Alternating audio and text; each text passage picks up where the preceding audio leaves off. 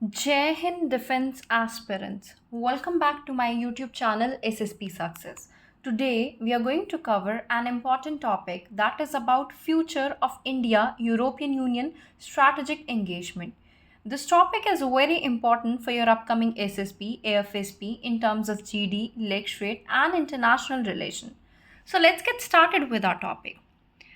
देखो कॉन्टेक्स्ट से शुरू करते हैं और वो कॉन्टेक्स्ट है क्या। जैसे कि आप आपके सामने देख पा रहे हो, यहाँ पे इंडिया और यूरोपियन यूनियन का स्ट्रैटेजिक पार्टनरशिप एक नए दौर में एंटर कर रहा है। यूरोपियन यूनियन ने 2030 तक $800 बिलियन का डिफेंस इन्वेस्टमेंट टारगेट सेट किया है, जिसमें इंडिया के लिए बड़ी अपॉर्चुनिटी है, स्पेशली जब इंडिया के डिफेंस एक्सपोर्ट $2.76 बिलियन तक पहुंच गए हैं। पोस्ट यूक्रेन वॉर यूरोप की डिफेंस रेडीनेस बढ़ रही है और इंडिया के साथ कोलैबोरेशन इस मिशन में की रोल प्ले कर सकता है।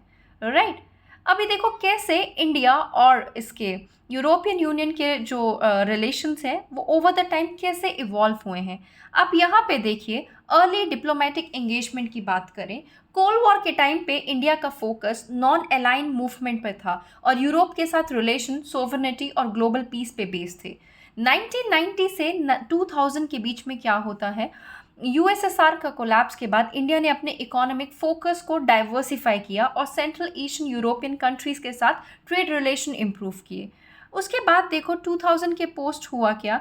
2000 के पोस्ट देखने को मिला हमें कि 2000 के बाद से लेके प्रेजेंट तक 2004 में India European union strategic partnership start हुआ।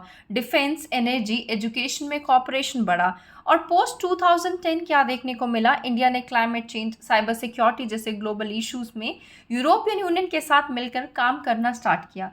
Clean energy partnership, G20, WTO जैसे फॉरम्स में भी दोनों का कॉपरेशन काफ़ी स्ट्रांग हुआ। अब हम ये देख लेते हैं क्या की फोर्सेस हैं दोनों के पार्टनरशिप को लेके।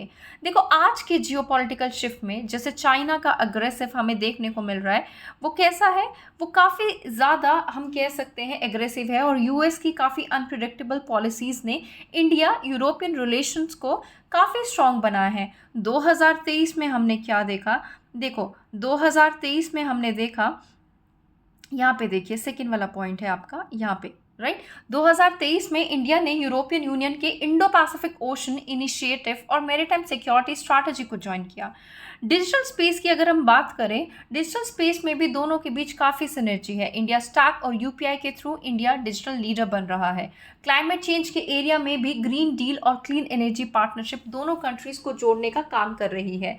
सिक्योरिटी डोमेन की अगर हम बात करें तो सिक्योरिटी डोमेन में भी हमने देखा है दोनों कंट्रीज़ का काफ़ी अच्छा खासा कोलैबोरेशन है और जैसे कि गल्फ ऑफ एडीन और गल्फ ऑफ गिनिया में जॉइंट नेवल एक्सरसाइज होती हैं।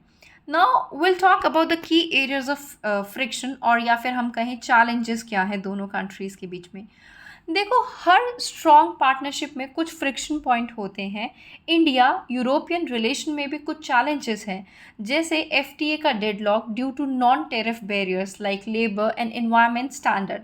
यूरोपियन यूनियन का CBAM which is carbon border adjustment mechanism India के स्टील सेक्टर को कहीं ना कहीं क्या करता है, के लिए बहुत बड़ा कंसर्न है। रशिया यूक्रेन वॉर के बाद क्या हुआ, इंडिया की न्यूट्रल पोजीशन को यूरोपियन यूनियन सपोर्ट नहीं करता। देन वी हैव जीडीपीआर और आईपी लॉस, इंडिया के टेक और फार्मा एक्सपोर्ट को रिस्ट्रिक्ट करते हैं। यूएनएससी रिफॉर्म पे भी दोनों के विजन मिसमैच करता है।